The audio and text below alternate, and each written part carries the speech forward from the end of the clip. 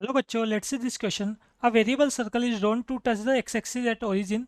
The locus of the pole of the straight line lx plus my plus n equal to 0 with respect to the variable circle has the equation. Clear? देखिए यहाँ पे हमारे पास circle जो चल रहे हैं या वेरिएबल सर्कल वो कैसा है, एक्स एक्सिस को ओरिजिन पे टच कर रहा है. ठीक है, तो ये हम यहाँ पर डायग्राम से समझते देखें. ये हमारे पास एक्स एक्सिस और ये वाई एक्सिस हो जाता है. ठीक है, सर्कल क्या कर रहा है, एक्स एक्सिस को टच कर रहा है, वो भी कहाँ पर, ओरिजिन पे. तो इस टाइप का कोई सर्कल होगा हमारे पास यहाँ पर.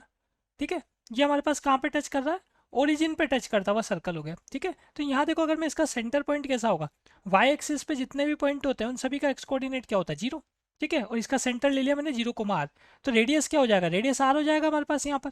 क्लियर? तो सर्कल का इक्वेशन क्या बन जाता है, एक्स माइनस, है ना, हमारे पास रिजल्ट हुआ करता है अगर सर्कल का सेंटर एच कोमा के है और रेडियस आर है, तो एक्स माइनस एच का whole square plus Y minus K का whole square equal to R square.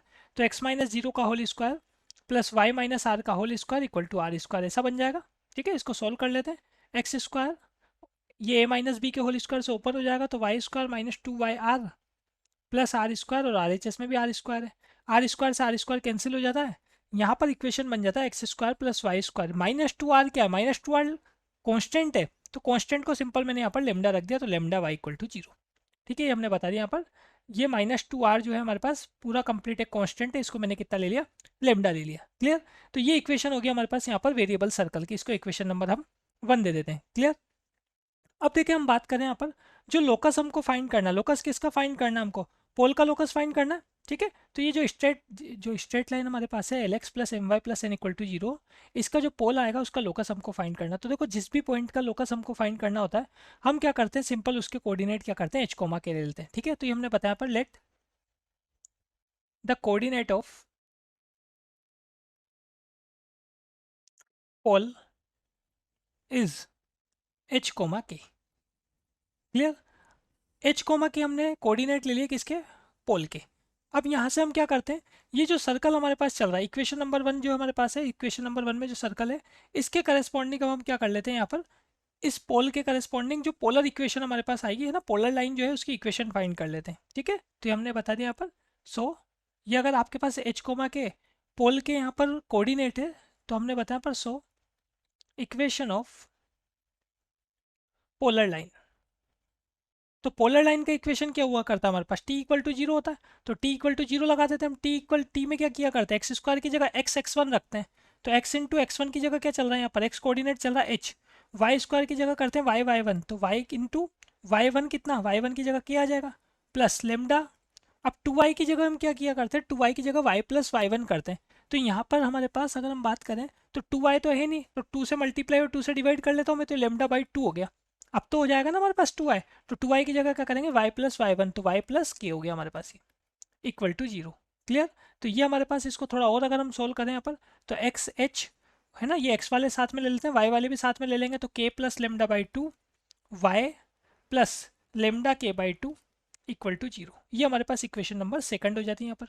अब ये क्या है, ये पोलर लाइन है, और ऐसे हमको जो लाइन यहाँ पर गिवन है वो भी क्या है, वो भी तो पोलर लाइन है. उसी लाइन का तो पोल एच कोमा के आपने लिया है, तो आपने बताया यहाँ पर एंड गिवन इक्वेशन या गिवन लाइन.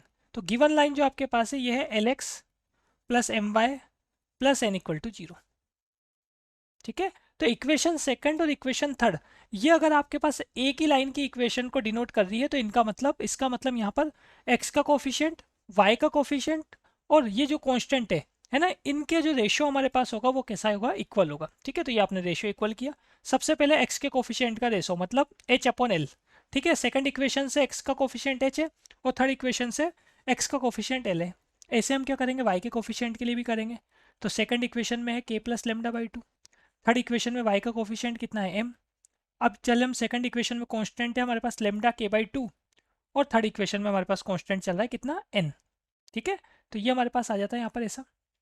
अब यहाँ से हम क्या करेंगे, यहाँ से बस हमको सिंपल एक इक्वेशन फाइंड करनी है जिसमें h और k चल रहा हो, लेमडा हम खुद लेकर आए तो लेमडा को एलिमिनेट कर देंगे. ऐसी इक्वेशन आ जाएगी तो h की जगह x और k की जगह y रख देंगे, तो हमारे पास क्या आ जाएगा, यहाँ पर लोकस आ जाएगा. क्लियर? तो अब सोल्व करते हैं हम यहाँ पर. देखो, सबसे पहले हम क्या करते हैं, इसको सोल्व करने के लिए फर्स्ट टू लाइन जो है ना, या फर्स्ट टू रेशियो जो है, इनको साथ में सोल्व करते हैं. तो एच एम के साथ मल्टीप्लाई होगा तो एम इंटू एच, एल के प्लस लेमडा बाई टू के साथ मल्टीप्लाई होगा तो एल के plus L lambda by to, ऐसा आएगा. ठीक है, तो एक रिजल्ट तो हमारे पास ये आ जाता है यहाँ पर जब आपने फर्स्ट और सेकंड को साथ में लिया। इसको मैं इक्वेशन 4 दे देता हूँ। एंड अब हम क्या करते हैं, यहाँ पर साथ में लेते हैं फर्स्ट नंबर और थर्ड नंबर को। फर्स्ट नंबर और थर्ड नंबर को अगर मैं साथ में लूँगा तो देखो एन के साथ एच मल्टीप्लाई होगा, तो एन एच। ठीक है, और अगर साथ में बात करें तो ये जो के है आपके पास, इसको भी मैं एल एच एस में लेके आ जाता हूँ, है ना। फर्स्ट और थर्ड को साथ में ले रहे हैं, देखो ये फर्स्ट हो गया, ये सेकंड हो गया हमारे पास, और ये थर्ड हो गया।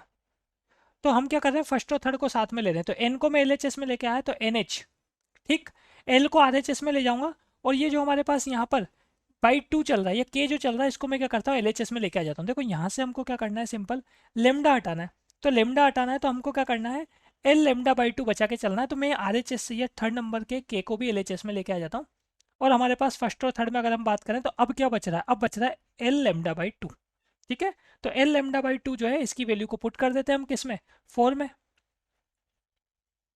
पुट इन 4, तो हमारे पास इक्वेशन बन जाएगी M H plus L K, M H equal to L K. ठीक है, यहाँ हमारे पास ये बीच में जो साइन चल रहा है इक्वेशन नंबर 4 में, ये क्या चल रहा है, इक्वल टू का साइन चल रहा है। M H equal to L K, L lambda by two की वैल्यू पुट कर दी हमने यहाँ पर, N H by K. Clear. अब यहाँ से इसको और कंटिन्यू आगे सोल्व कर लेते हैं। सिंपल क्या करें, इसको सोल्व करने के लिए के से मल्टीप्लाई कर लें कंप्लीट इक्वेशन को। तो एम एच के प्लस एल के स्क्वायर प्लस एन एच, या इक्वल टू चल रहा है हमारे पास, इसको करेक्ट कर लेते हैं। यहाँ पर हमने कंप्लीट इक्वेशन को मल्टीप्लाई किया है किससे, के से। तो यहाँ पर ये रह गया हमारे पास आर एच एस के सेकंड टर्म में एन एच रह जाएगा। ठीक है, अब हम क्या करते हैं, लोकस देख लेते हैं। सो लोकस, लोकस के लिए क्या किया करते हैं, एच की जगह एक्स रखते हैं। तो हमारे पास हो जाएगा यहाँ पर एम के एक्स, और के की जगह क्या रखते हैं, वाई। तो एम एक्स वाई हो गया ये हमारे पास। एच की जगह एक्स रख देते हैं और के की जगह हम क्या कर देते हैं, वाई रख देते हैं लोकस में। तो एक्स की जगह या एच की जगह आपने एक्स रखा और के की जगह वाई रखा, L Y square plus N X. ठीक है, यहाँ से एक्स वाली टर्म और वाई वाली टर्म दोनों को हम एल एच एस में लेके आते हैं। तो एक्स कॉमन लेंगे तो हमारे पास बचेगा यहाँ पर एम वाई माइनस एन, और एल वाई स्क्वायर भी एल एच एस में आएगा, तो minus L Y square equal to 0। ठीक है, तो ये हमारे पास यहाँ पर फाइनल आंसर बन रहा है। तो final answer is option number A. Best of luck.